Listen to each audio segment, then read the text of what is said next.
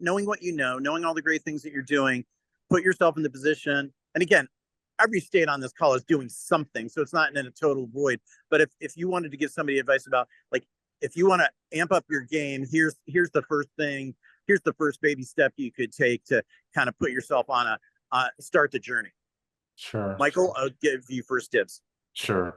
I'd start by just asking questions. I'd ask about the retention data of both your teachers and your leaders. I'd also want to know where your leaders coming from. For example, in Delaware, 50% of our school leaders are trained in one university. So if we want to make a large impact, Great point.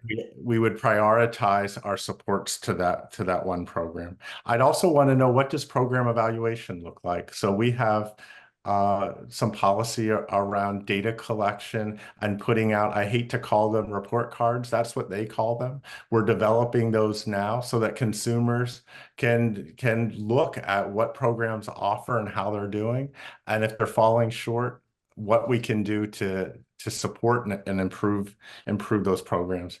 Ask for your retirement number so that you know what does the data look like for folks that could retire within the next 5 years. And then finally, ask about your induction programs for those new leaders. You heard Brandy talk about the impact of the program in Delaware.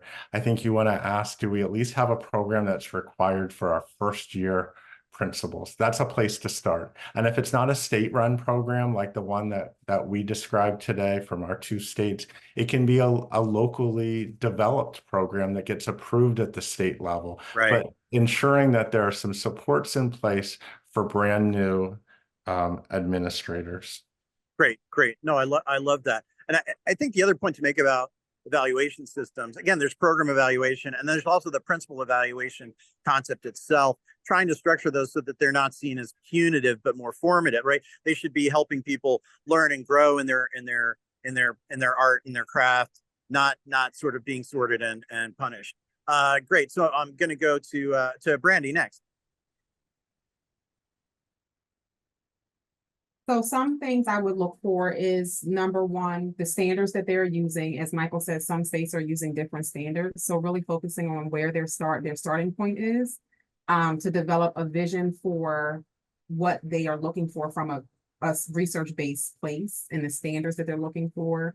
And then once we understand the standards and the vision, what action steps do they plan to take? So when we're thinking about the action steps, who are the key stakeholders? Kind of some of the questions you asked here. Who are the people that you're involving in the work? When the work is very siloed, it's difficult to get a broad understanding of what the needs are. So really ensuring that there are streamlines through from teacher to teacher leader to principalship throughout, from key stakeholders like policymakers.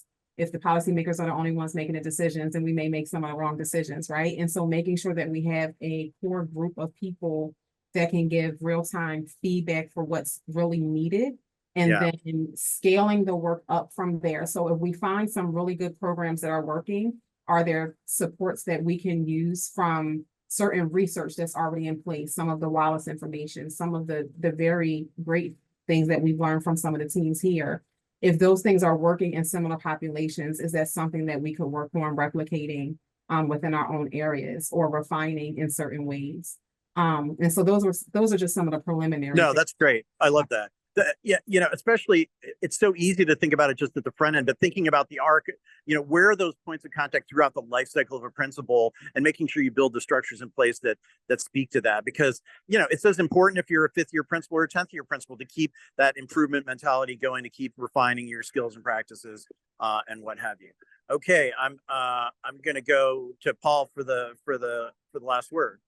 Yeah, I think that it starts with the data. I mean, for us in our state, it was, what was the data telling us that said we needed to do something different than what we were doing? Our retention rates of principals, when we realized that a child could enter high school in 9th grade and most likely have a different principal by the time they graduate in 12th grade, we knew we had a problem that we had to address. When we knew that the supports we were currently offering were only meeting half of the amount of principals that left each year and the new ones coming in, we knew we had to do something about that. So the data identified for us a problem we wanted to all embrace together. We built a vision around how we wanted to address those issues, a little strategic planning around what are the strategies we want to implement, a little checking on who needs to be involved in that solution. And then you end where you started, which is, what does the data tell us in terms of, did we address the issues that we had? Are our retention rates better? They are. Are we addressing more principals than we were? It is.